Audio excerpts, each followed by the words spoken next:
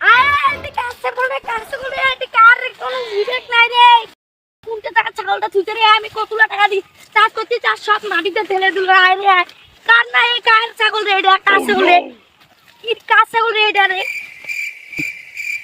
এই কার ছাগল রে, এটা কার তো বিবেক নাই রে। কোথা এটা কার ছাগল রে? ওই আমাদের উত্তর পাশে ওই যে হাজি বিলাল ভাই আছে না, ওর ছাগল।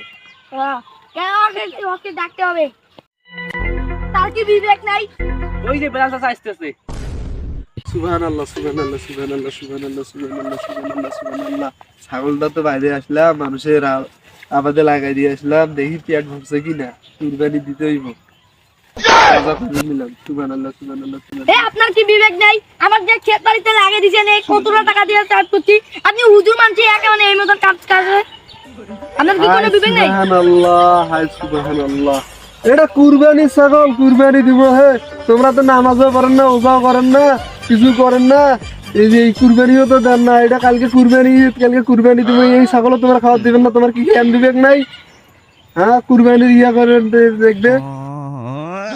কুরবানি দিবেনটা কি হয়েছে? আমার খেতে কেন লাগাই দিয়েছে? আপনি হজ করেন, তাও কেন আমাদের খেতে লাগাই দিয়েছে? হায় সুবহানাল্লাহ। এই কুরবানির জিনিস তুমি তো জীবনে কুরবানি দাও না। এই আল্লাহর কাছে কইতেছি, তোর গজব দিবে, তোর ঠাডা দিবে, তুই লেটা মারবি।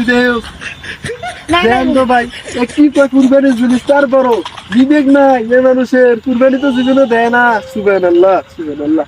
এরা গালি দিল আমার ইয়ে হইবে। ছোট ভাই চাচা তো ঠিকই বলছে।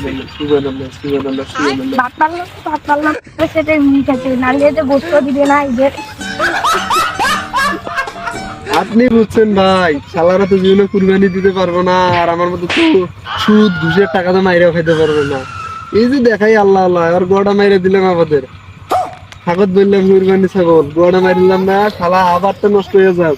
কারণ ওই হালা আমার কাছে দুইটা টাকাও নেয় না, সুদের উপর কিছু করে না, নিজে করে খাই এলাকা। আমি তো এটা দেখতে পারি না, আমার উপরে কেউ উঠুক। সুবহানাল্লাহ সুবহানাল্লাহ সুবহানাল্লাহ। আইসো, কালকে তোমার গোস্ত দেবো। সুবহানাল্লাহ সুবহানাল্লাহ সুবহানাল্লাহ সুবহানাল্লাহ।